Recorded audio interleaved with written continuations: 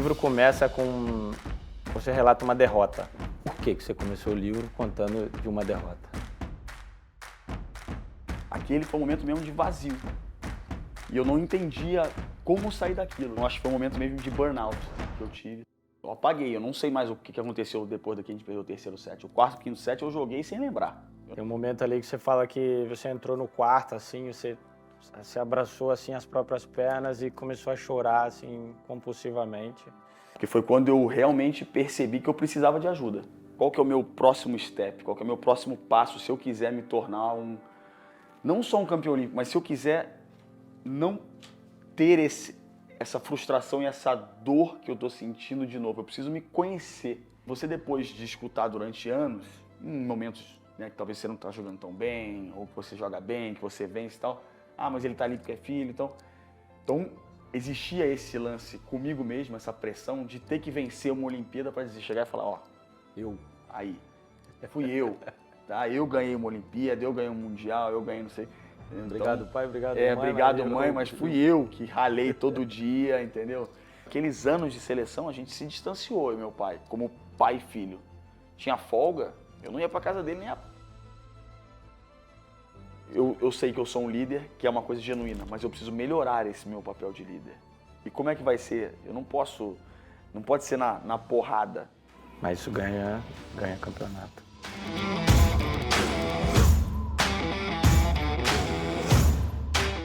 Mas e aí, pra onde que vai depois? Você acredita em Deus? Onde é o espaço de Deus? O que é Deus pra você? Posso? Olá, pessoal. Sejam bem-vindos e bem-vindas a mais um Papo Voz Futura. Tava com saudade de vocês. Aqui um espaço de acolhimento, um espaço de troca, um espaço de conhecimento.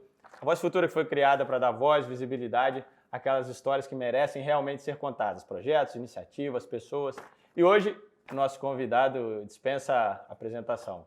4 vezes campeão mundial, campeão olímpico no Rio 2016, mais um montão de troféu pela carreira. Mas isso é tudo que vocês conhecem dos jornais, da televisão, das revistas. Hoje a gente está aqui para falar um pouco mais do Bruno Rezende, o Capita, para você conhecer ele de uma maneira que você talvez ainda não conheça. Obrigado, Capita.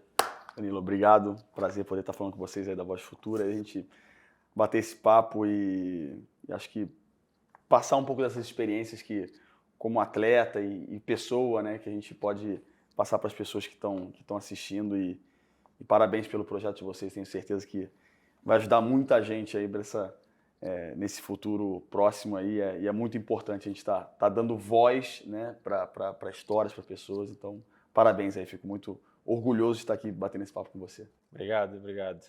Certamente vai ter muito ensinamento bacana, muita troca legal aqui hoje.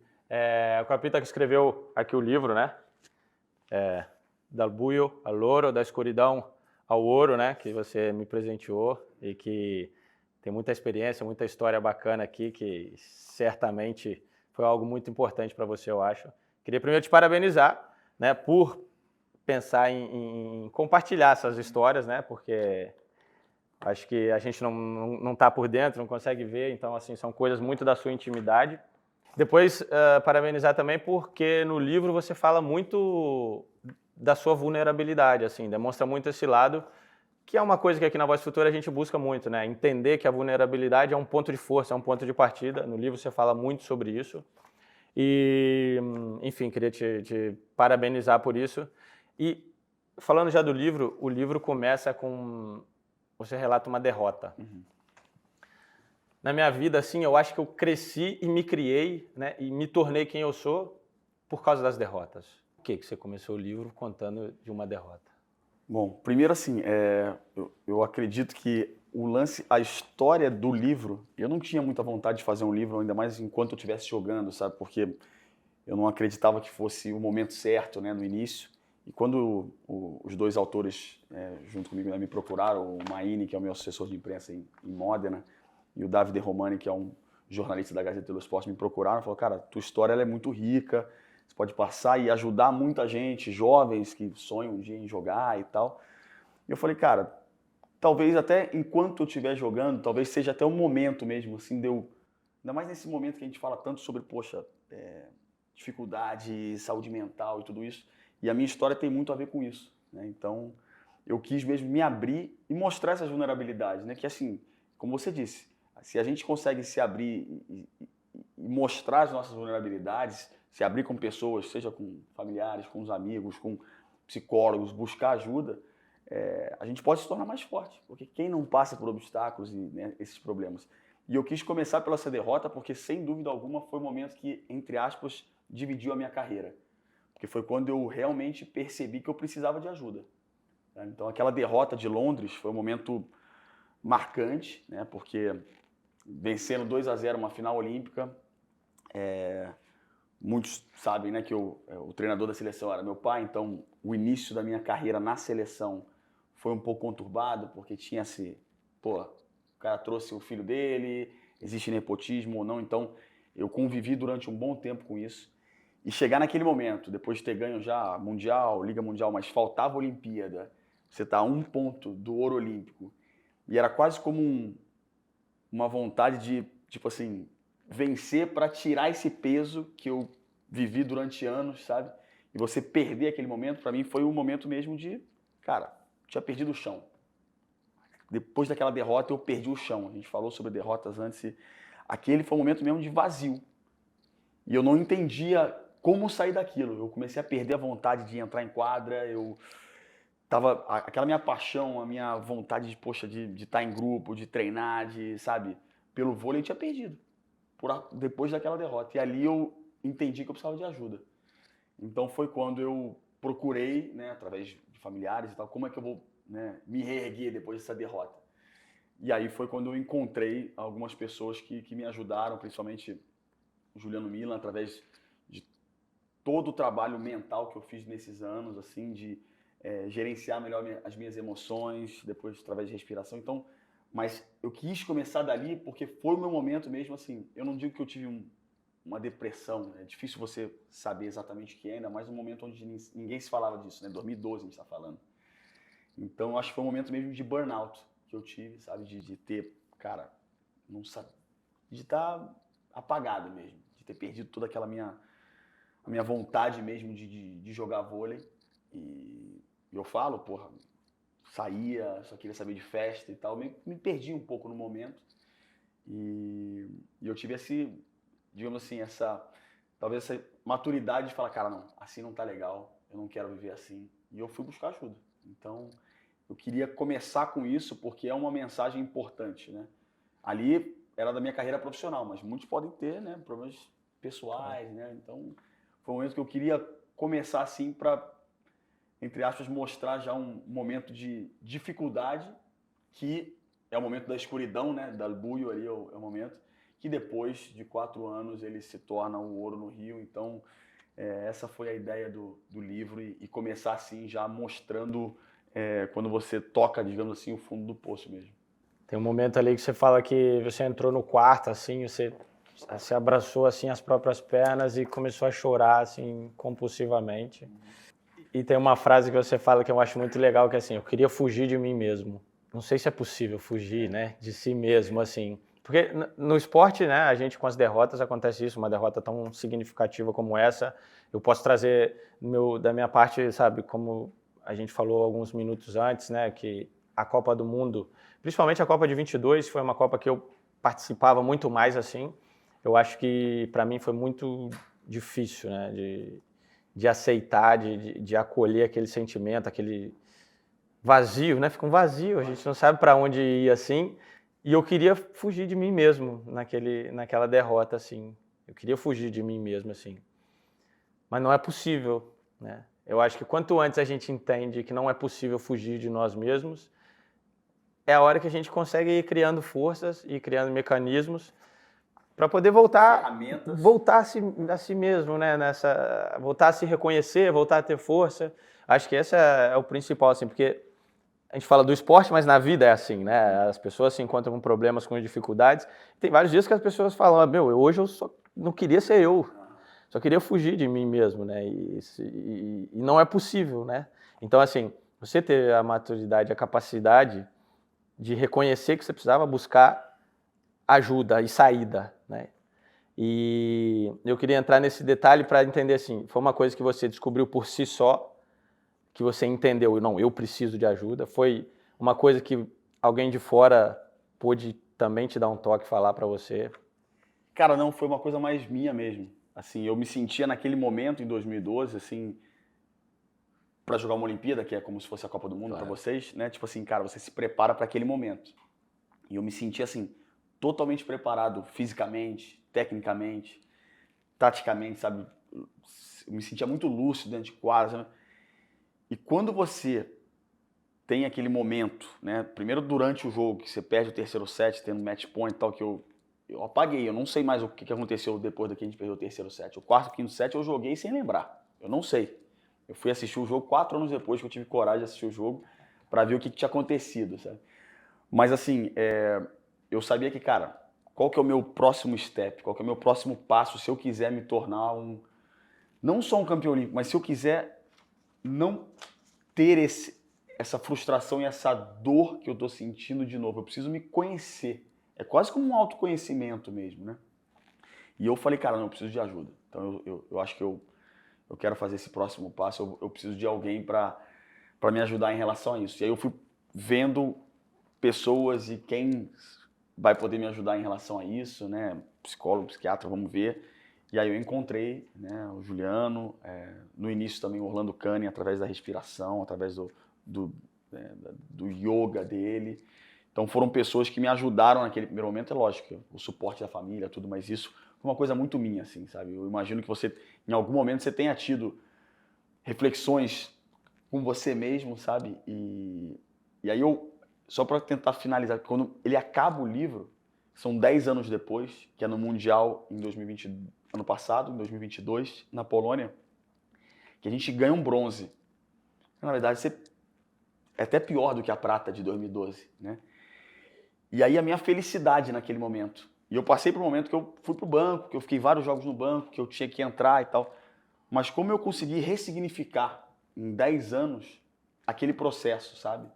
Que assim, a derrota, ela é dura, ela dói, mas, poxa, eu fiz tudo aquilo que eu podia, sabe? Então você consegue, naquele final, se encontrar e entre aspas, estar tranquilo, sabe? Você fala, cara, não, eu fiz tudo que eu podia ter feito, sabe? Então, mesmo com o bronze, que na verdade é pior do que aquela prata de Londres, eu tinha conseguido atingir essa maturidade. Que não quer dizer que a gente não vai sofrer com uma derrota ou algo assim, mas você consegue enxergar de outra maneira, sabe? Então, eu acho que esse trabalho durou, e ele é uma coisa que, ele não é um trabalho que você começa e acaba.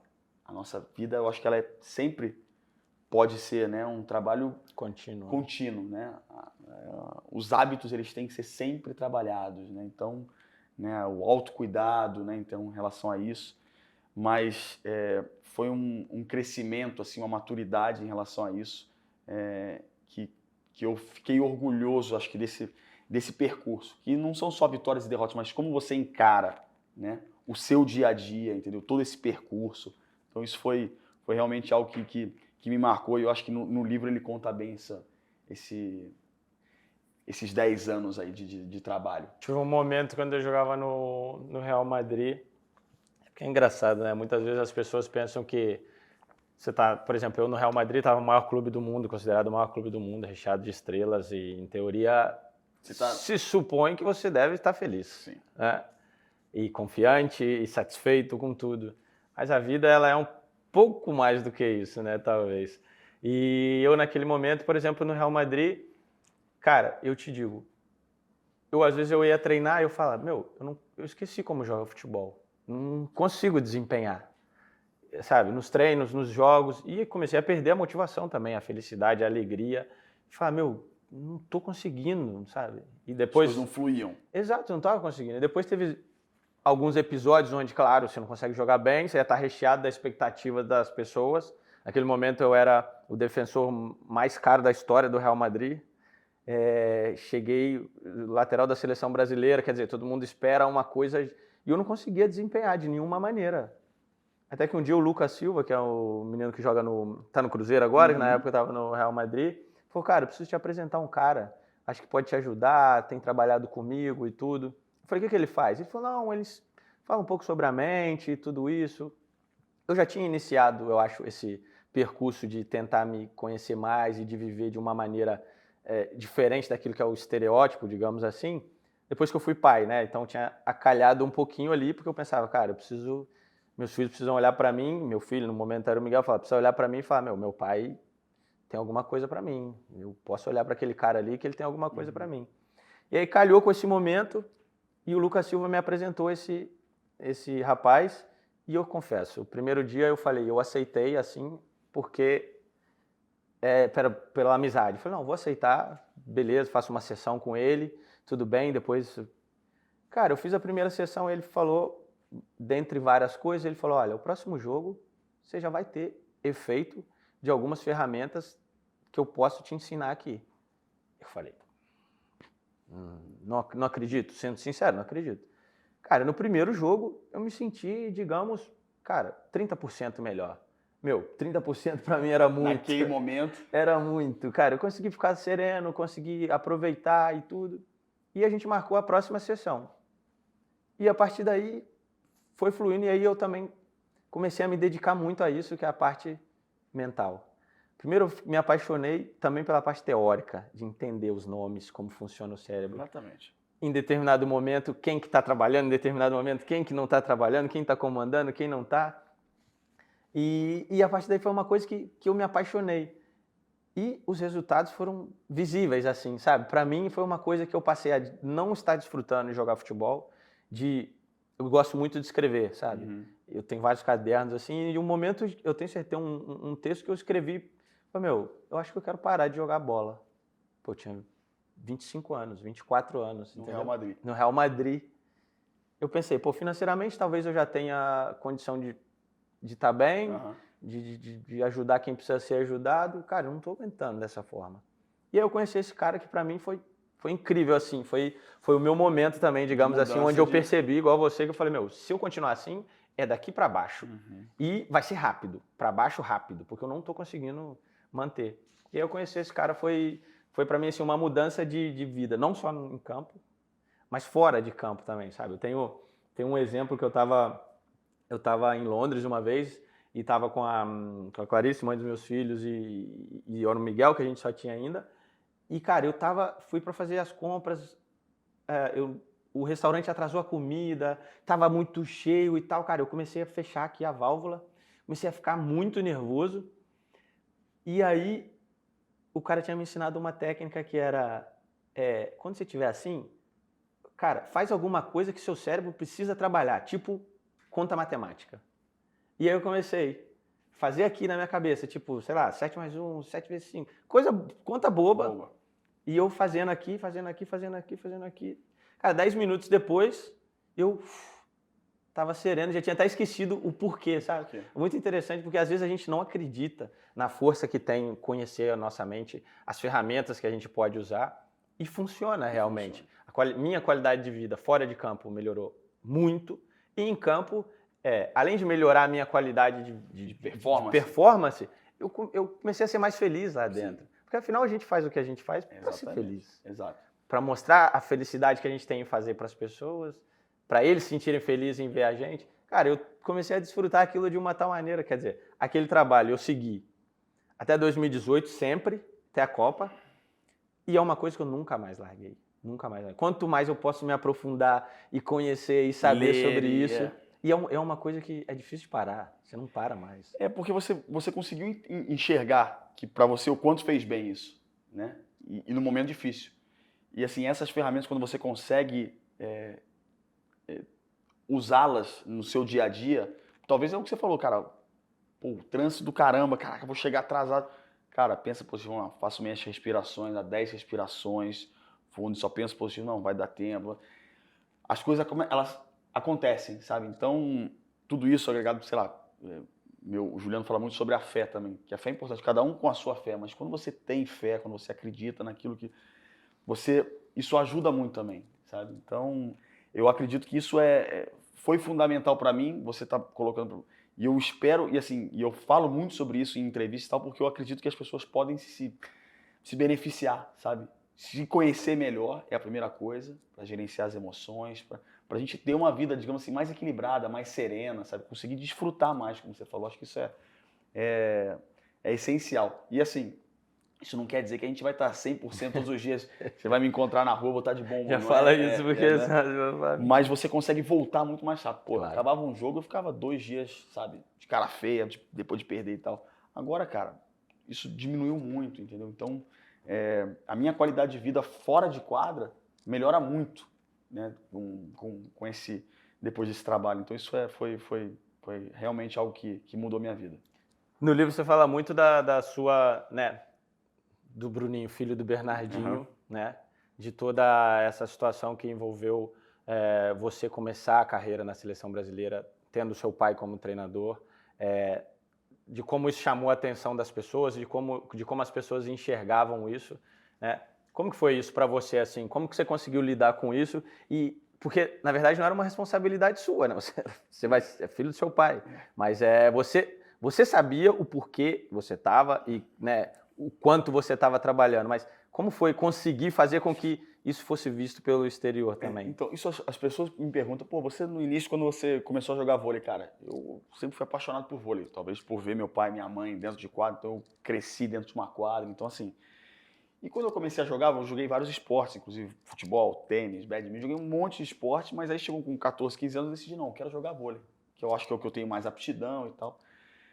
E aí, pô, naquela época meu pai já acho que estava chegando na seleção masculina e tal, então a molecada, né, sub-16, sub-17 ali, ó, o Bruno já é filho do Bernardinho, as pessoas já, mas eu, cara, naquela época, pô, você é criança, adolescente, então você só quer curtir, né, aquele momento. E aí quando eu senti mesmo o peso foi quando primeiro título de Superliga em 2006, que é o Campeonato Brasileiro, e a gente vence aquela Superliga e eu sou convocado 2 dias depois para a seleção, numa lista maior, né, pelo meu pai. E aí quando sai a convocação, aí tem, né, Que ele não te avisou primeiro, Ele né? não me avisou primeiro, né, que tem no livro, né, que não avisou nada, até porque eu estava focado no último jogo da final e tal. Então, eu falei, caraca, cheguei na seleção.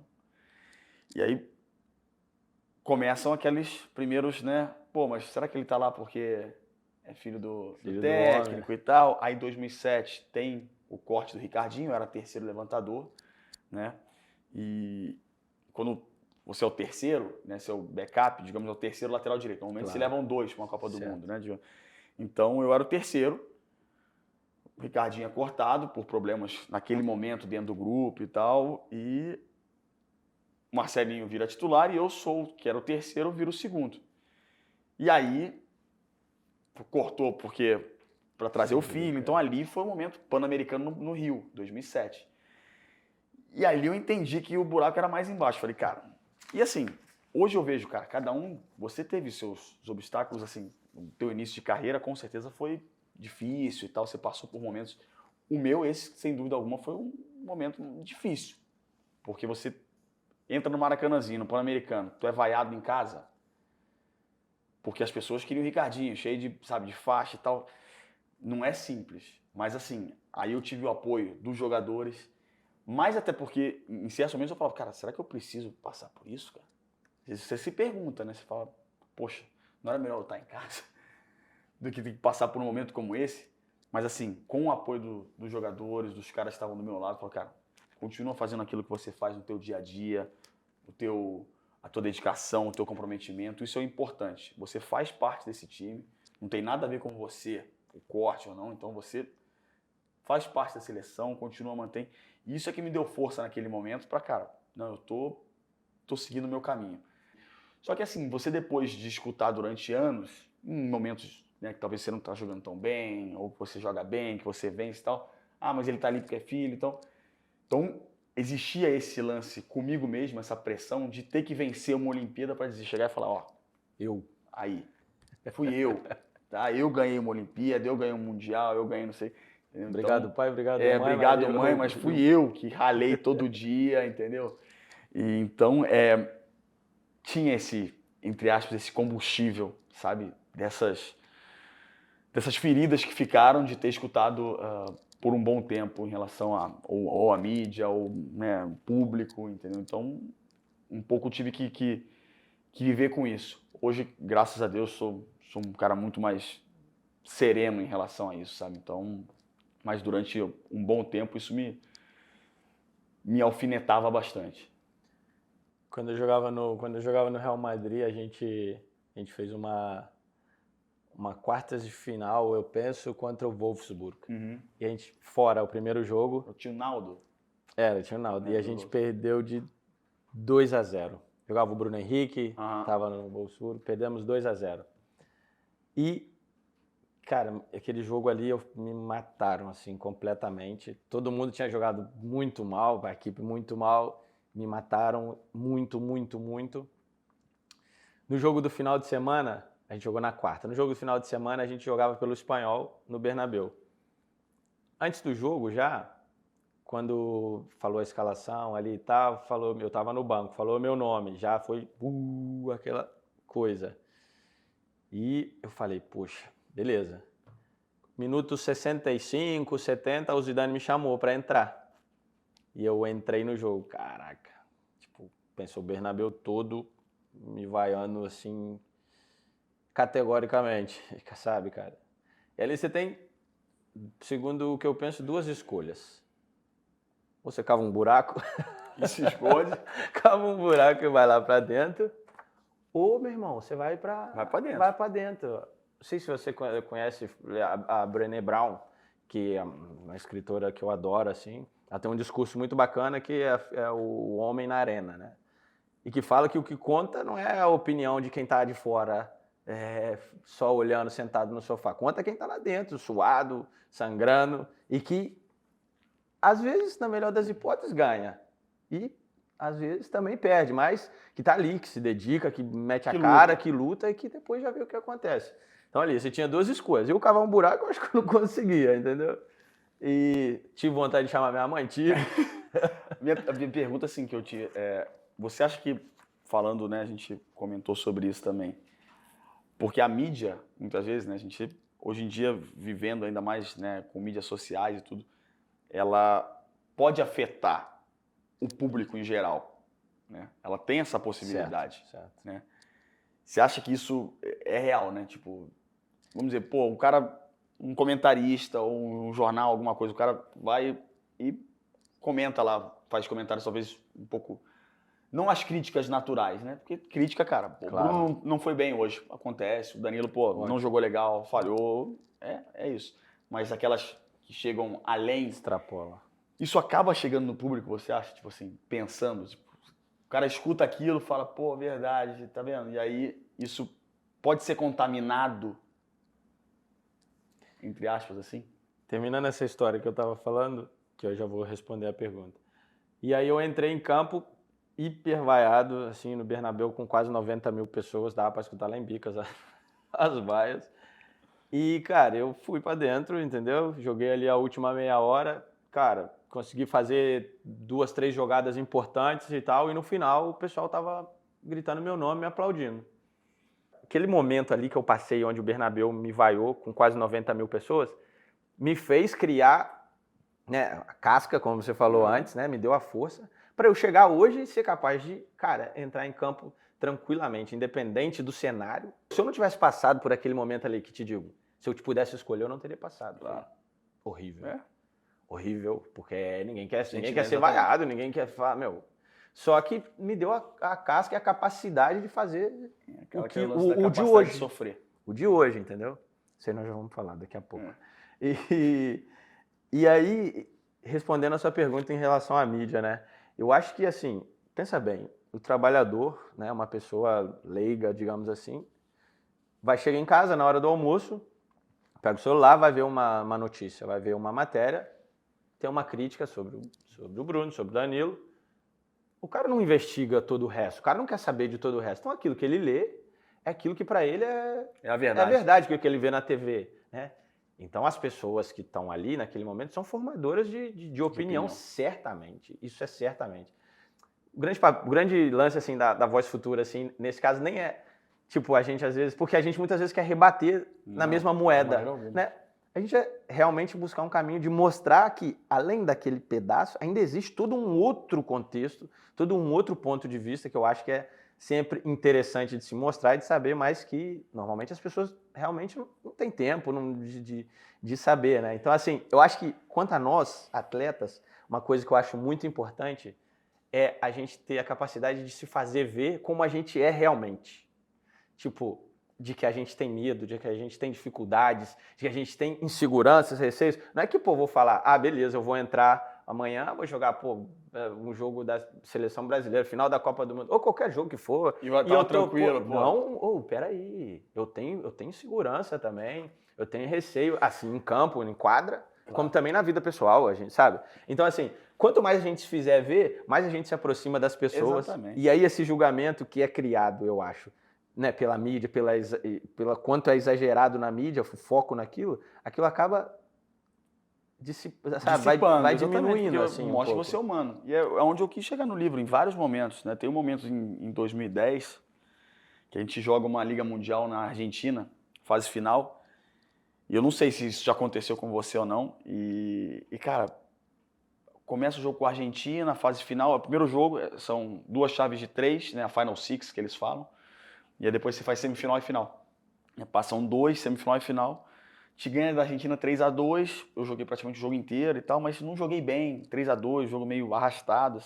Mas ganhamos. No dia seguinte, com a Sérvia, cara, eu começo o jogo e aí eu sinto um negócio, cara, uma insegurança assim. E eu não conseguia mais. Toda bola que eu ia levantar pra frente, a bola não ia boa. Eu duvidava, sabe? Quando você pensa numa coisa, você fala, cara, eu não sei mais levantar a bola pra frente. Eu não sei mais ter a precisão de levantar a bola para aquele cara. Então me criou uma insegurança naquele momento que eu comecei a duvidar de mim. E eu não conseguia sair daquele, sabe, daquele, caraca, eu não consigo levantar a bola, só posso levantar, tipo, só vou na minha confiança, na minha Isso segurança. Foi antes ou depois de 2012? Foi antes, isso. Isso foi o primeiro momento que eu tive de... Só que eu não tive aquele lance, cara, eu preciso de uma ajuda. Naquele momento, não. Foi sozinho que eu tive que me recompor, sabe? E aí, aquele jogo eu saio e tal, vejo... Só que assim, acabou o jogo, eu tava assustado, assim. Porque eu nunca tinha me dado um momento, assim, de medo dentro de quadra. De não querer fazer, sabe? Falei, caraca, que coisa ruim. No dia seguinte, saio como titular na semifinal contra a Cuba, mas primeiro set eu saio, porque eu não conseguia fazer aquilo que era o básico, cara. Que eu tinha feito 1 milhão de vezes na minha vida. Que a gente estava treinando e pô, as coisas saíam no automático e eu não travei. E aí, depois do jogo, daquela semifinal, a gente ganha, o Marlon entra, né? Porque o Marlon era o outro levantador da seleção, a gente ganha, passa pra final. Eu quis chamar o time. Chamei todos os jogadores, a gente tinha jogadores muito experientes ali. Giba, Dante, Rodrigão, caras que já tinham, né? Isso em 2010, eu já tinha 4 anos ali dentro, mas eu era ainda um cara jovem. Falei, ó, cara, queria pedir desculpa pra vocês, porque eu realmente tem 2, 3 dias aí, esses 2 últimos jogos, eu travei, eu não sei o que está acontecendo comigo, mas podem ter certeza que eu vou fazer de tudo para me recuperar, vou trabalhar e tal. No dia seguinte a gente joga a final, o Marlon sai titular, eu entro só em alguns momentos, a gente ganha 3-1, graças a Deus, pô, campeões da Liga Mundial, incrível. Mas eu estava num momento de insegurança. A gente volta e começa os trabalhos para o Mundial de 2010. E a única coisa que podia me dar confiança era o trabalho, cara. Eu só conseguia falar, não, era repetir. Aquilo começou a me dar um pouquinho mais de confiança, sabe? Aquela coisa assim, pô, não, eu preciso trabalhar, eu preciso treinar. Era a única coisa que eu conhecia, era a minha ferramenta naquele momento era essa, claro. Sabe? Mas o me mostrar vulnerável perante ao grupo, de certa maneira os caras também entenderam, falaram, não, cara, vamos nessa, sabe? Quando uma bola, de repente, uma bola via ruim, o cara ajeitava, tá tudo bem, próxima, Bruno, vamos nessa, tal. Então você, de certa maneira, você se fez ajudar naquele momento, se mostrando vulnerável. E teve um jogador, o Theo, que falou pra mim, pô, Bruno, por que você fez isso, cara? Você se coloca numa posição de ser cobrado e das pessoas apontarem o dedo. Eu falei, cara, mas eu confio nesse grupo, cara. Se eu não confiasse, eu jamais faria isso, mas eu confio. A gente tem um Mundial pela frente, se eu não confiasse, eu não ia me abrir dessa maneira, sabe? E aí, por acaso, para tentar encurtar a história, a gente vai pro Mundial, eu era reserva, o Marlon tem um problema. 5 dias antes do Mundial, tem que ir pro hospital e tal, foi visto uma doença de Crohn, que é uma doença um pouco rara e tal, que ele perdeu muitos quilos, teve que ficar no hospital. E a gente vem pra Itália o Mundial foi aqui. A gente vem pra Itália, a primeira fase foi... Onde é que foi a primeira fase? Verona. A gente joga em Verona a primeira fase e eu jogo como titular. Tem que jogar como titular e não tinha reserva. Ou vai ou vai. Ou vai, meu camarada. É você. E o Marlon no hospital e tal, e eu jogo, e a gente ganha o primeiro jogo, ganha o segundo, o terceiro com o Cuba a gente perde 3-2 lá em cima, mais um jogão, e a confiança vai voltando. E aí depois a gente passa e chega nas finais. O Marlon volta para ajudar também, graças a Deus ele voltou. Eu torço o pé na semifinal com a Itália, que a gente está ganhando de 1-0, sai e tal, no dia seguinte com o Cuba eu jogo, a gente vence o Mundial. E para mim aquilo ali me mostrou assim, vou conseguir correr mais do que aquele medo, que aquela insegurança, sabe? Eu falo exatamente essas palavras, assim. E foi só através do trabalho, porque eu não tinha outras ferramentas, entendeu? Mas, assim, eu tive muita insegurança naquele momento, sabe? E aquilo eu falei, cara, eu não quero ter isso de novo, entendeu? Então, assim, foi um momento que eu imagino que você tenha tido em algum momento na tua carreira e... Acho que a gente tem as toda, pessoas acho têm- que a gente tem toda hora isso, assim, digo, são que vários, hoje- é cíclico, assim. é Acho que a gente cíclico. tem vários momentos Mas- que a gente tem que sobressair isso tudo, vencer e chegar lá em cima de novo. Daqui a pouco vai acontecer, de novo. Mas é você ter a ferramenta, que hoje, graças a Deus, eu tenho as ferramentas para isso, te fazem hoje ter uma serenidade e calma, cara. Pô, você já passou por isso 1 milhão de vezes, entendeu? Só que naquele momento, como é uma coisa nova, né, ela me marcou muito, sabe? Eu imagino que as pessoas vão ter nos seus trabalhos e tal. Por isso que o autoconhecimento ele é tão importante, sabe, cara? Para você conseguir ter como se encontrar e ter esse equilíbrio, essa serenidade emocional de, cara, é um momento, tudo bem, sabe? A gente vai passar por isso, sabe? Que muitas vezes a gente entra num loop, cara, de negatividade e aí é o que você falou, a única coisa que você quer fazer é fugir, mesmo. Porque, então, essas ferramentas são essenciais pra gente viver no nosso dia a dia, assim, porque as dificuldades elas vão aparecer sempre, né? Claro. O que você herdou dos seus pais? Cara, assim, com certeza meu pai, o lance da determinação, né, disciplina, perfeccionismo, né, esse lance eu herdei muito dele. Minha mãe, fora de quadra, ela é muito mais, sempre foi muito mais tranquila, ela conseguiu sempre viver a vida de uma maneira mais tranquila, sabe? Meu pai sempre foi meio workaholic, sabe? Um cara que trabalhava demais e que nunca conseguia parar de pensar naquilo. Eu consigo desligar, sabe? No meu tempo livre, eu consigo, poxa, curtir minha galera, vou fazer um churrasco, vou tomar meu vinho. Eu consigo ser um cara, entendeu? Desligar um pouco do vôlei, desligar da minha, sabe, do profissional. Então, eu acho que eu peguei um pouco desses dois, assim. Equilibrou um pouco as Equilibrou o lance de ser durante ali muito intenso e tal, como ele, mas o fora da quadra, não que minha mãe não fosse, minha mãe também ela era disciplinada e tal, mas talvez meu pai tivesse isso como um mantra, sabe? E foi bom pra mim. Eu acho que me criou de uma maneira de ser um cara determinado, né, guerreiro. Isso foi importante, mas ao mesmo tempo conseguir me desligar e ser como minha mãe é, assim, fora eu fico feliz, assim, porque eu sei o quanto meu pai...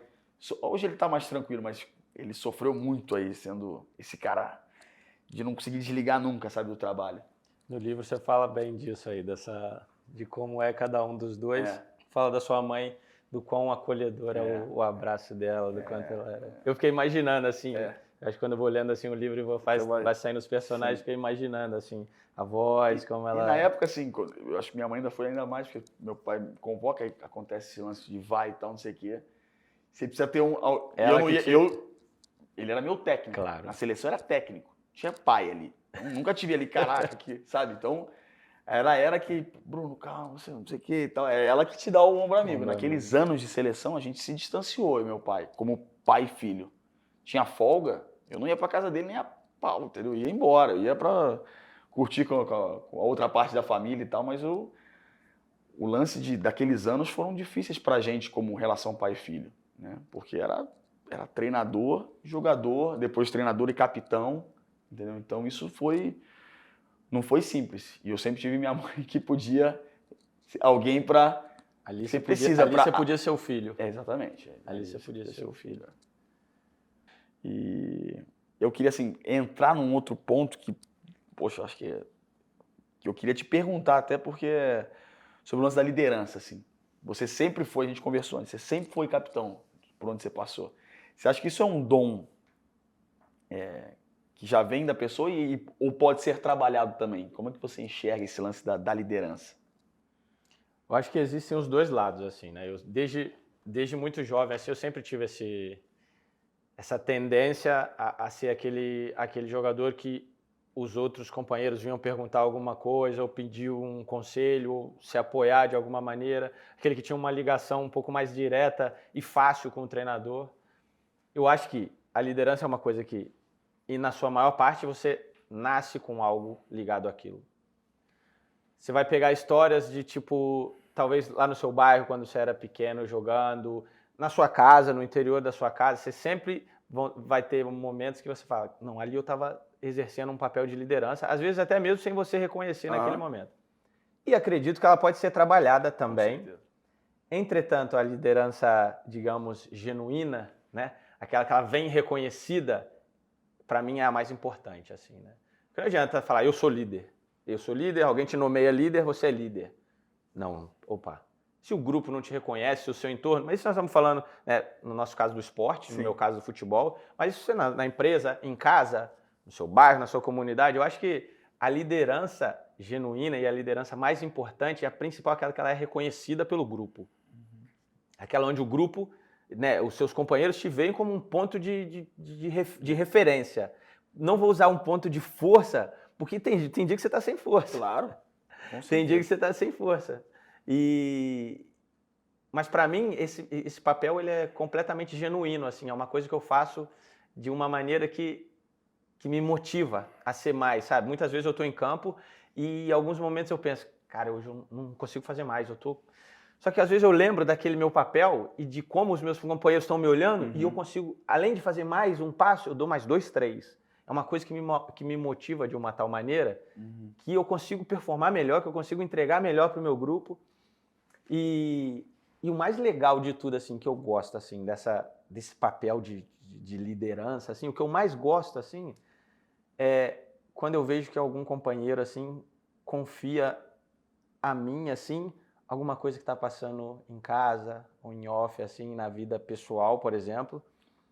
Quando você conseguiu realmente estreitar a confiança. E que ele não confia mais em ninguém, sabe? Que ele vem desabafar e falar de alguma maneira.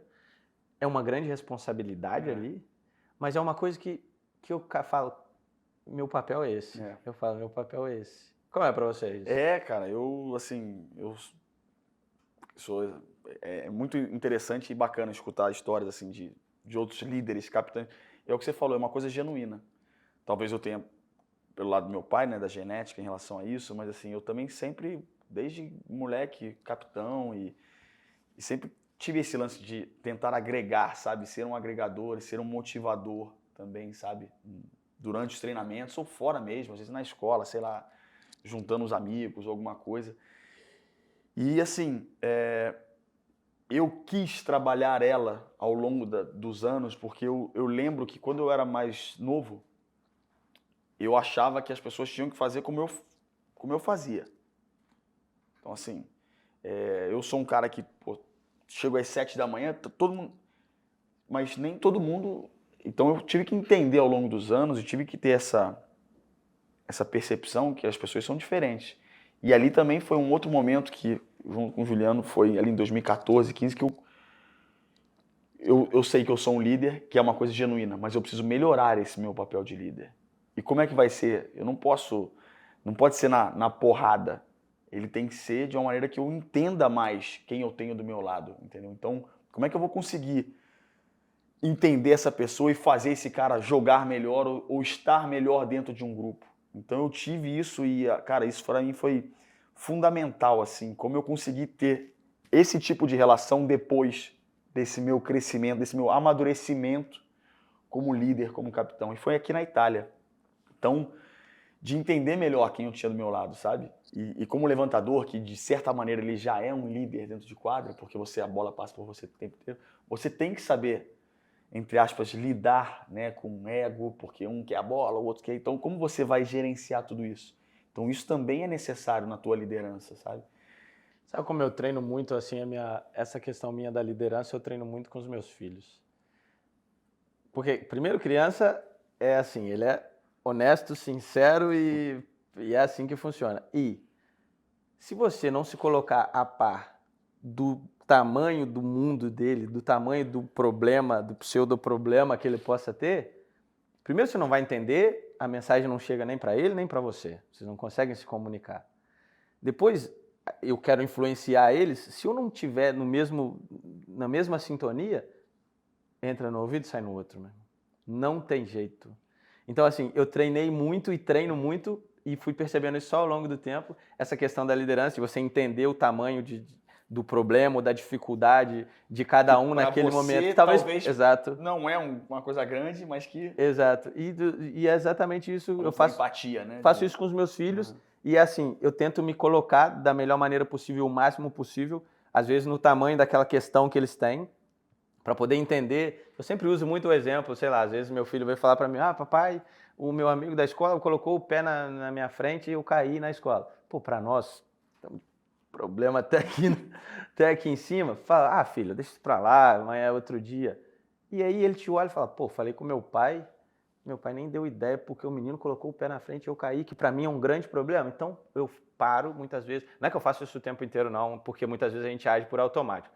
A maioria das vezes eu consigo enxergar isso e falo, opa, não, peraí, tem que me colocar no mundo dele, deixa eu entrar no mundo dele, vestir a capa, entrar no mundo dele e pensar, falar, pô, quando eu era moleque, se um moleque fizesse isso comigo, eu ia ficar com aquilo na cabeça um tempão. Então dá a importância real do tamanho dele. Então, assim, o papel de um líder, quando se trata de um grupo, né, seja esporte, um trabalho, qualquer coisa, é entender o tamanho da questão da outra pessoa, que muitas vezes não se trata de um problema, às vezes se trata de uma situação onde ela não está conseguindo exercer o melhor dela, às vezes ela quer buscar melhorar, quer buscar evoluir, mas ela não consegue encontrar aquilo, é você entender a questão dela, se colocar a par da questão dela e aí criar essa conectividade, essa sinergia. E essa conexão, acho que ela é principal quando você se coloca no mesmo, né? Eu acho que muitas vezes um líder, aqueles líderes que são, né, meio autoritários, não é por aí. Eu acho que a gente está no mesmo, sabe? E é ali onde você consegue criar essa sinergia, essa conexão, sabe? Eu vejo muito isso. E não importa, cara, várias vezes na seleção, mesmo depois de velho, pô lá, pego bola, sabe? Carrego alguma coisa da fisioterapia e tal. É até pra, tipo assim, cara, nós estamos na mesma. Não é porque eu tenho 15 anos de seleção, que eu sou capitão, que eu tenho, sei lá, quase 400 jogos de seleção, que eu tenho um tratamento diferente. Até para criar isso, entendeu? As pessoas têm que entender que a gente está no mesmo barco. Se a gente quer realmente, né, cumprir aquele nosso objetivo, a gente tem que estar com essa mesma conexão, assim, e se sentir todo mundo igual, sabe? É lógico que vai ter um respeito, uma hierarquia, mas nada autoritário, entendeu? E é muito interessante você sentir isso na tua família, né? Eu não tenho filhos, então, mas é como você consegue se colocar, isso é muito bacana.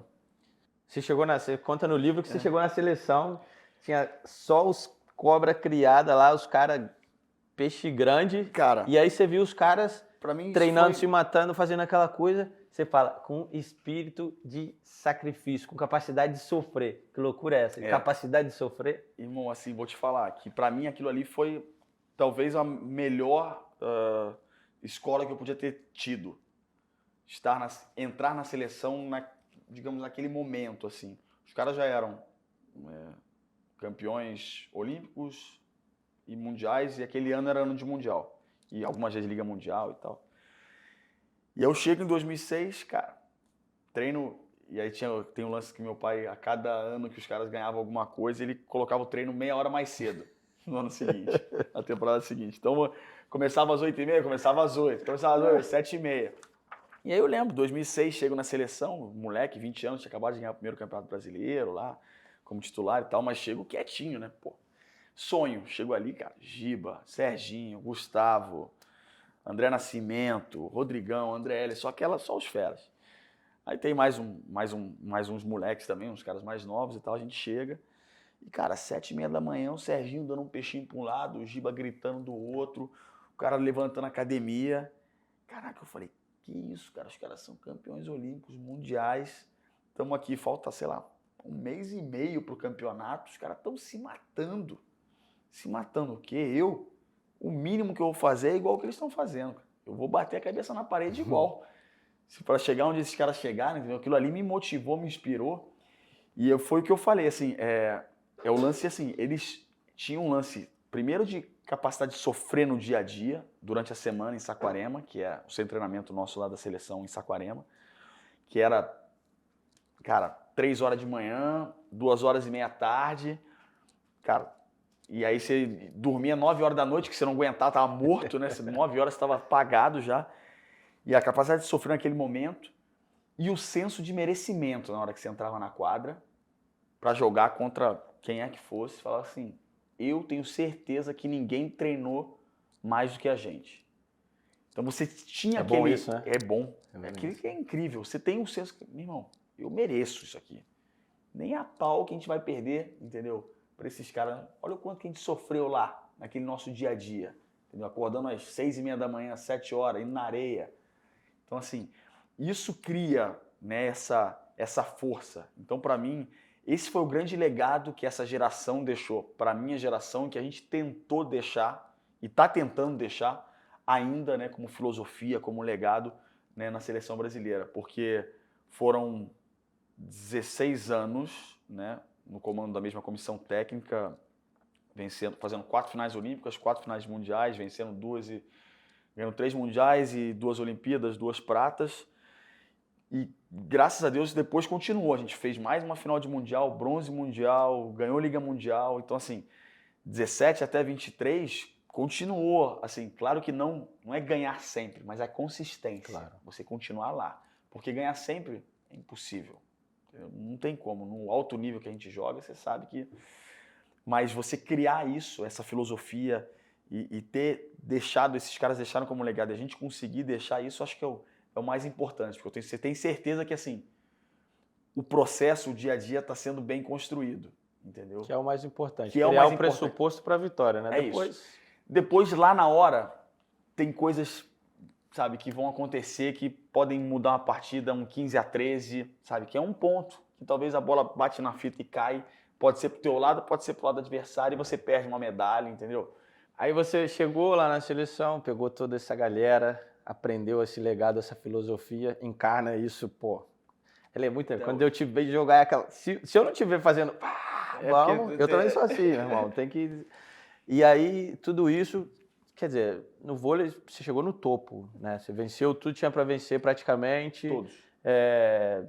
Sabe, reconhecimento, tudo isso.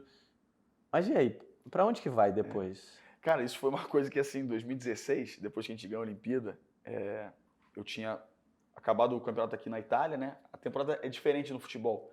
O vôlei você faz temporada de clube de setembro a maio, acaba, e aí você tem a temporada de seleção. Né? Vocês jogam durante, sim, né? Sim. Então, é uma loucura. É uma loucura. A gente não para também, mas é diferente, né?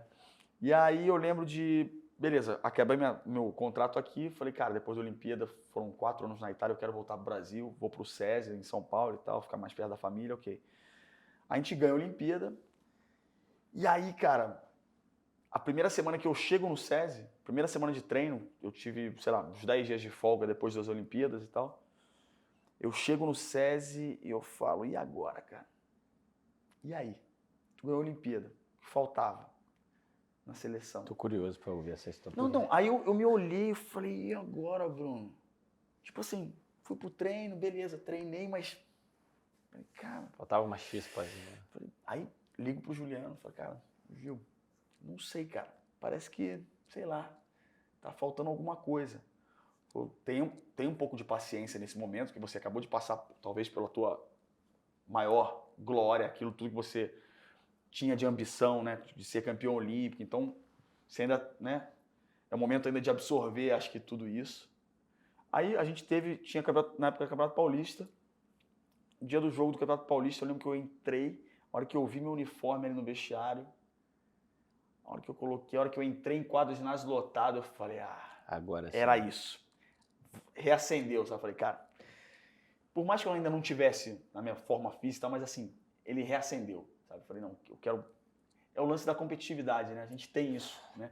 E aí você tem que, acho que, criar novos desafios. Eu gostei desse lance de criar novas metas, sabe? É lógico que existem metas a mais curto prazo, vamos dizer, ganhar o Campeonato Paulista. Claro. Né? Ou, né, ganhar a Superliga daquele ano. A gente não ganhou, mas criar essas metas. Mas, poxa, eu quero disputar mais uma Olimpíada, eu quero conseguir mais uma medalha olímpica, eu quero conseguir mais uma medalha de Mundial. Então eu fui criando coisas. Aí eu volto para a Itália, que eu queria disputar mais uma Olimpíada em alto nível, eu tinha que estar no melhor campeonato. Claro. Aí quando eu venho para Modena, eu saio de Modena, vou para um outro time na Itália que eu não imaginava que fosse acontecer, mas tive um problema sério, assim, sério, um problema com um técnico, o único técnico que eu tive problema, que era o búlgaro lá em Modena, tive que trocar de time na Itália. Fiquei na Itália para jogar Champions League, para jogar Mundial de Clubes, que eram os títulos que me faltavam. Então eu coloquei na minha cabeça, eu quero ganhar tudo aquilo. Foi criando novos objetivos para você ter essa motivação. Para continuar tendo o fogo a mesmo, chama, sabe? Né? A chama ali acesa. Isso foi fundamental. E eu até hoje, cara.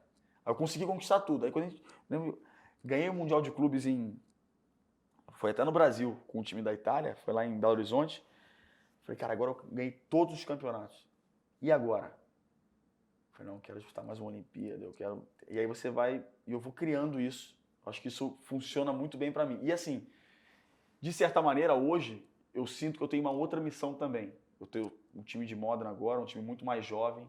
E é de ajudar os caras mais jovens a crescerem, sabe? A conseguirem chegar no potencial que eles têm.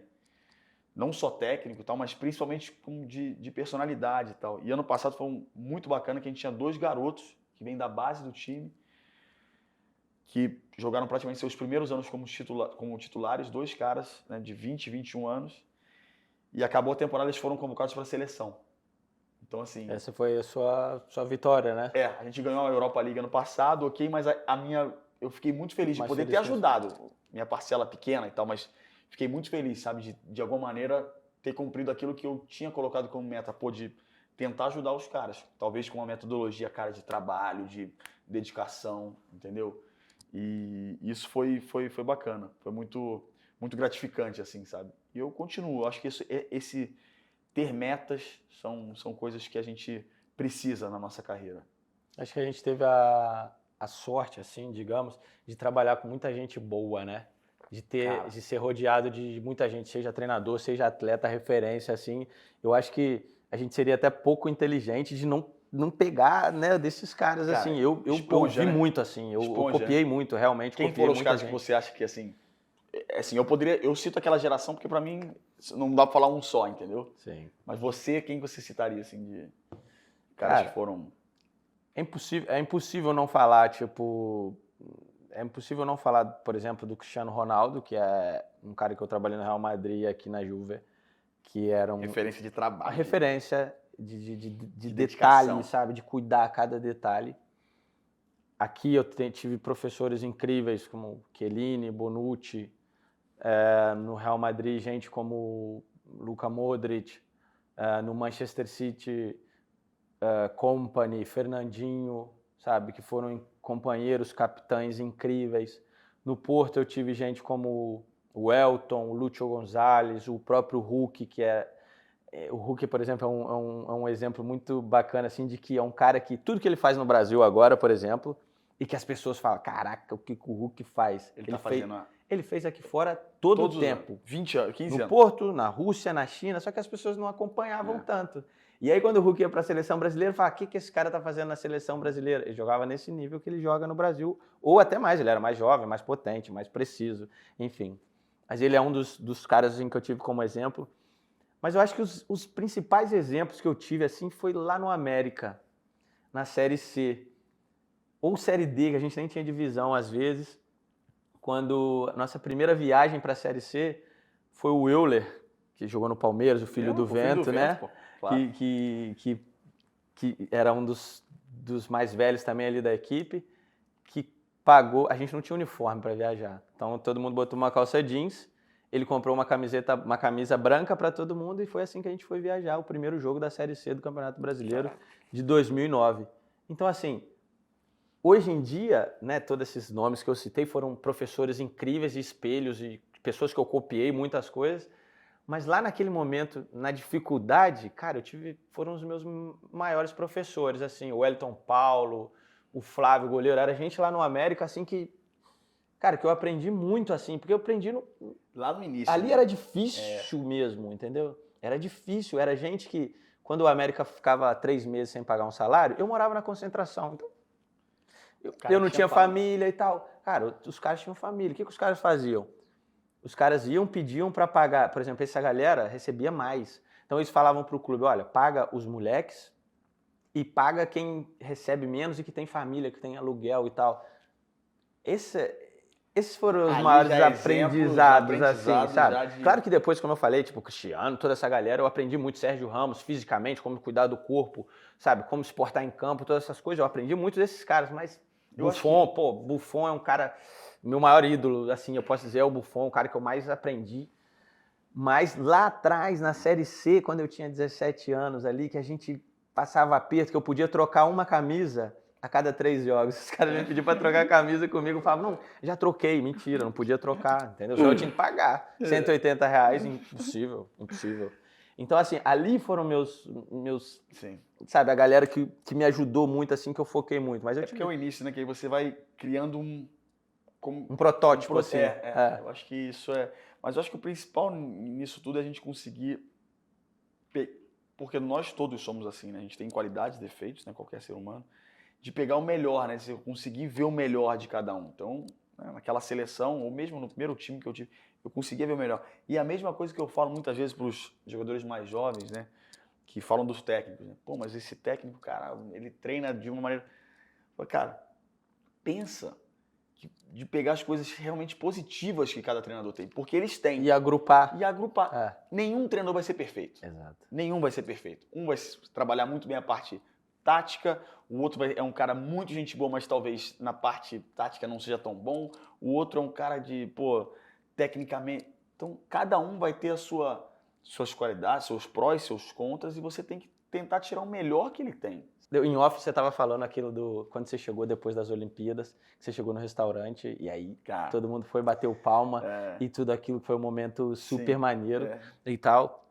Mas aí entra um pouco, eu queria saber um pouco assim, onde entra o ego aí? Porque aí tem um pouquinho disso aí, né? Tem um jogo de ego assim. A gente você é o levantador, né? Então você que comanda ali, bola pra lá, bola pra cá. Como você equilibra tudo isso assim? O ego, o reconhecimento. Cara, vou te falar, isso tudo.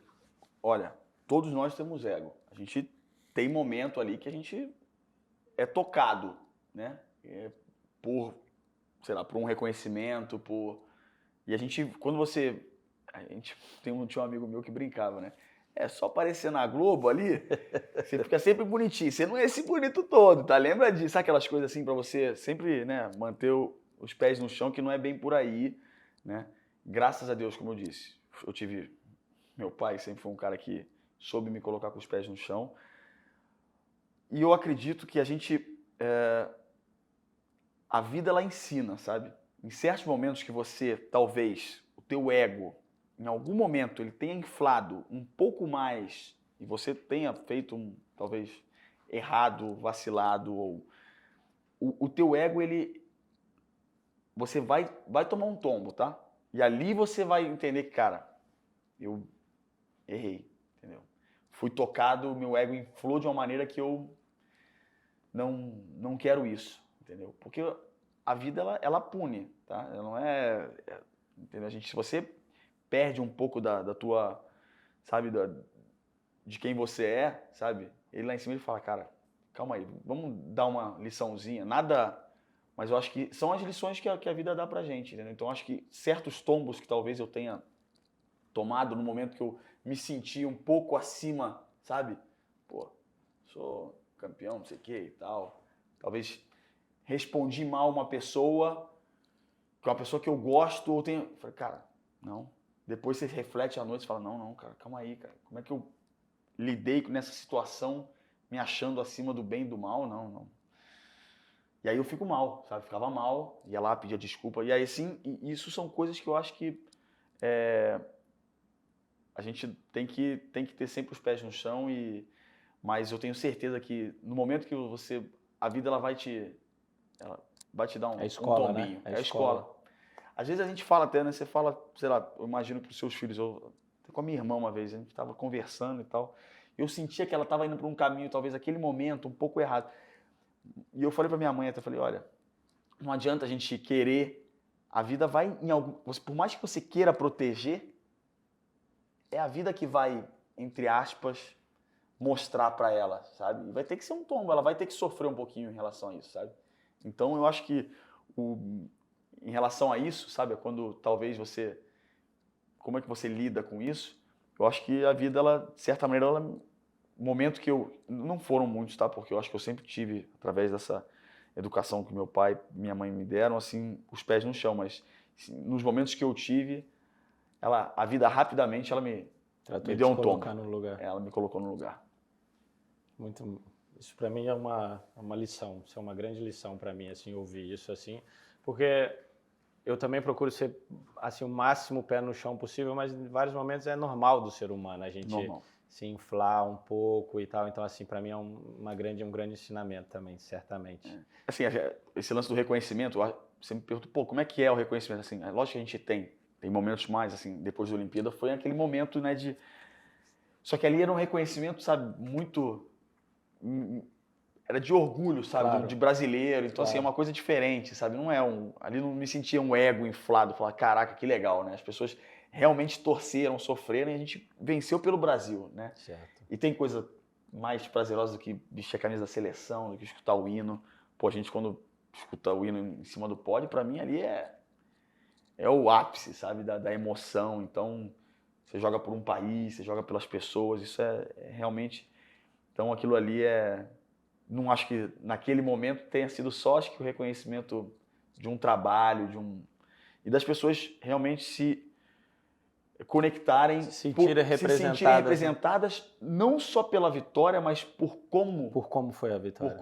sabe? Importante Pelo dia a como. dia, sabe? Pela dedicação. Eu acho que isso foi o principal que o vôlei, as pessoas realmente se conectaram ao longo desses anos, que o vôlei cresceu muito, lógico que as medalhas ajudam muito, mas é como as pessoas viam, sabe? Aquela garra, aquele entusiasmo, aquela determinação, sabe? Dos jogadores, os caras que muitas vezes se batiam na quadra, sabe aquela loucura assim, mas isso foi algo que realmente criou, sabe? Então as pessoas se sentiam, caraca, eu gosto de torcer por vocês, sabe? Isso é algo que realmente esse reconhecimento é algo muito gratificante, assim. Essa fala é um grande ensinamento para mim, grande. Nunca vou esquecer dessa fala, certamente. Vou caminhando para o fim, assim, acho que a gente falou de Pô, a gente podia falar aqui mais umas muita 4 coisa. horas. Aí tem uma coisa assim que para mim é impossível de não perguntar, assim, sabe? Eu tenho muita fé, creio em Deus, de uma maneira pouco religiosa, digamos assim, e vejo Deus no abraço dos meus filhos, vejo Deus no sorriso de uma pessoa na rua que às vezes eu cumprimento sem mesmo conhecer, vejo Deus num pôr do sol, uma neve. Eu sou maravilhado com essas coisas assim. Não fui sempre assim, mas eu sou maravilhado com essas coisas. Como é? Você acredita em Deus? Onde é o espaço de Deus? O que é Deus para você? Eu acredito muito em Deus, tenho muita fé. Sou um cara católico, mas assim, nunca fui aquele cara realmente de frequentar a igreja e tudo, mas acho que durante a vida eu tive vários momentos momentos difíceis e momentos depois felizes, que assim, eu sentia que Deus estava ali, sabe? Então a minha fé, ela nunca foi abalada, sabe? O lance de por que eu, sabe esse negócio? Porque eu sei que ele dá isso para quem pode realmente passar por isso, sabe? Então eu sempre tive essa fé através da minha família, né? A família da minha mãe sempre foi minha avó muito católica, assim. E ao longo da vida, por esses exemplos que eu tive, eu fui só criando cada vez mais essa conexão mesmo com o meu Deus, com a minha fé, entendeu? E eu acho que o principal, assim, é que a gente o lance que se tornou uma das minhas que eu medito praticamente todos os dias é em relação à gratidão, sabe? É o que você falou, é a gratidão em coisas pequenas, sabe? Cara, hoje poxa, eu tive, sei lá, encontrei uma criança na rua que me deu um abraço, pô, torci, sabe? Coisas pequenas. É o lance de ser grato por cada momento desse, sabe? Isso não é que vem de muito tempo, mas ao longo dos anos eu fui tentando trabalhar cada vez mais isso na minha vida, sabe? Dentro de mim. E a gratidão, assim, é algo que realmente eu tenho muito no meu dia a dia, assim, sabe? É o que você falou, você vê num pôr do sol, você vê num abraço dos seus filhos, o lance de Deus, e como eu enxergo o lance da gratidão no meu dia a dia. Irmão, Pô, para mim foi um grande ensinamento hoje te escutar, sabe? Eu tenho muitas referências assim, e eu busco aprender cada dia. Sou um cara que eu não me canso de querer aprender e de buscar referência. E hoje para mim foi um crescimento assim sem comparação. Obrigado. Que isso, obrigado. Foi um prazer e poder escutar as suas histórias, a gente poder falar e né, ter essas trocas assim, foi realmente eu nunca tinha, eu tenho vários amigos, mas às vezes assim ter realmente uma conversa assim que você consiga colocar tudo para fora, assim, sabe? Então acho que nesse papo a gente conseguiu, de certa maneira, acho que através das nossas histórias, que são ali que a gente consegue linkar com valores do nosso, que para as pessoas podem ser interessantes. Então espero que as pessoas possam aproveitar aí, né, esse nosso bate-papo, e obrigado pela oportunidade, e que seja ainda mais sucesso para vocês aí. Eu tenho certeza que vocês estão fazendo um bem danado para as pessoas. Eu que agradeço, irmão. Certamente vai ser uma mensagem muito importante para todos nós. É muito importante tudo que você falou sobre a parte mental, se autoconhecer, se colocar vulnerável. Enfim, acho que a gente tem um caminho longo pela frente. Nós, esportistas, temos um papel importante dentro da sociedade, de demonstrar o quanto isso tem valor, o quanto isso tem que ser trabalhado. E eu acho que hoje é um passo importante também para a gente chamar outras pessoas, né, outros atletas, outras pessoas que são referências, né? Para se abrir, para falar com a gente, para falar, para se mostrar. E é isso. Hoje foi mais um Papo Voz Futura com o Capita, que dispensa apresentações, e hoje ele foi incrível aqui com a gente. Tchau, tchau. Valeu! Esse cara aqui, ó. Caralho. E eu queria que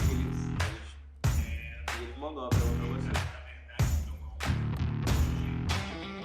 Danilo é um cara que eu ainda não tive a oportunidade, né, de conhecer pessoalmente, mas é um cara que eu respeito, admiro pra caramba.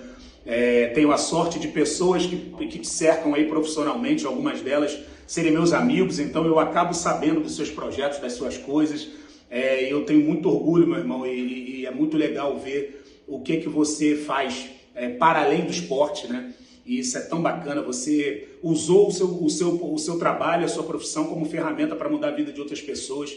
Então, isso por si só já é muito grandioso. Além de ter uma carreira brilhante, espero que a vida, verdadeiramente, irmão, cruze a gente pessoalmente em breve, porque eu acho que eu tenho muito que aprender com você, não tenho certeza.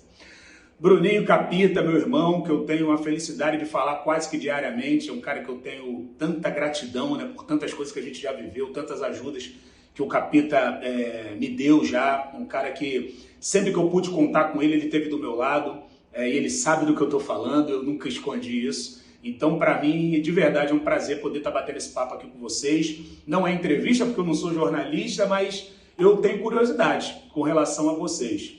Eu sei que quase todas, se não todas as perguntas já foram feitas para vocês. Eu tenho uma aqui guardadinha na manga, que é essa que eu quero dividir com vocês.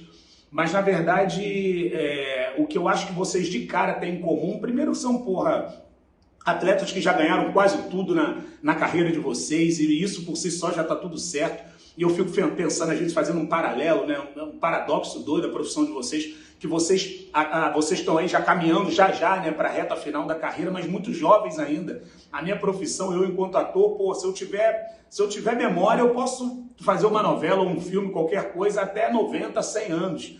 A profissão de vocês ela é mais curta, eu acho ingrata, porém, vocês param de atuar muito jovens, né? Então vocês têm todo o resto da vida para fazer todas as outras coisas. Mas aqui, já estou me estendendo muito aqui, tomando o tempo de vocês. Um pouco em cima disso, sabe, cara? Um pouco em cima dessa coisa que eu queria perguntar para vocês dois. pro Danilo, pro Capita. O fato da profissão de vocês não ter uma vida, tão longa assim, né? Vocês muitas vezes ali em 20, 25 anos máximo, né? Ou menos, muitos deles menos, resolvem a vida profissional de vocês ali, aí tem que se resolver em todos os aspectos, né? Financeiramente, do ponto de vista familiar, estrutural, enfim. Como que fica a cabeça de vocês, cara? Porque não dá para esperar acabar para depois começar a cuidar da cabeça. Eu penso que a saúde mental, nesse quesito, é fundamental e ela já tem que acontecer já de forma precoce, né? E eu queria fazer exatamente essa, a minha inquietação é essa. O que fazer depois que para? Eu vejo que o Danilo tem já sua ocupação aí, o Capita também tem suas ocupações extra-futebol, que vai para além do esporte. Mas deve ser foda, né, meus irmãos? Acordar no dia seguinte e falar, ué, não tem treino? Como que cuida da cabeça, cara? No mais, boa sorte na vida de vocês aí. São pessoas que eu respeito, admiro muito. E o tanto que vocês são importantes pra gente, pra essa sociedade, sobretudo do nosso país aqui. E nunca esqueçam de que essa molecada aí que a gente tá vendo crescer, olham pra vocês como ídolos. E esse título não é pra poucos. Parabéns pela jornada e parabéns pela caminhada de vocês. Beijo, fiquem bem com Deus aí. Valeu, beijão, tchau, tchau. Que maneiro. Ele é fera. Pode ir, cara. Pô, o Zulu é meu irmão, né, cara? Que isso. Só de escutar ele falando aí. Essa é uma reflexão, a gente acho que falou bem rapidamente ali, mas encontrar algo que consiga, esse é já um argumento que eu já tenho com o Juliano, né? O Juliano que trabalha comigo, de como fazer para complementar aquilo que o esporte, que o vôlei, ele tem na minha vida. Não é fácil, porque a gente só fez isso durante toda a nossa vida. Eu só fiz isso praticamente. Então, assim, você ainda tem uma família hoje, tem 2 filhos, né? Eu foquei muito na minha carreira, sabe? Quando você vai, tipo, eu vou até o máximo com a intensidade máxima e acabei até deixando de lado toda essa outra parte. Eu espero realmente, assim, encontrar essa outra parte muito mais pessoal, entendeu? De talvez encontrar alguém, criar uma família. Quero continuar no esporte, sem dúvida alguma. Isso é algo que não acredito que como técnico, porque pelo menos no primeiro momento eu quero desligar mesmo dessa intensidade, sabe? Eu não me imagino numa concentração de novo, cara, sabe? Não me imagino.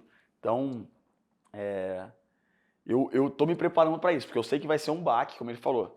Mas você vai ter que encontrar uma rotina que não é, né, essa nossa de treinar e tal. Quero continuar fazendo alguma coisa parte física, mas encontrar algo que realmente possa complementar. Mas eu acredito muito nessa minha outra fase da vida, uma coisa mais pessoal mesmo, porque eu acho que eu deixei muito de lado durante esses anos, sabe? Então isso para mim seria... É difícil você focar nisso, porque eu acho que, né, encontrar alguém, um amor e tal, isso não é assim, agora eu vou encontrar o amor da minha vida, eu vou fazer uma família, ano que vem eu vou ter filho, não é assim.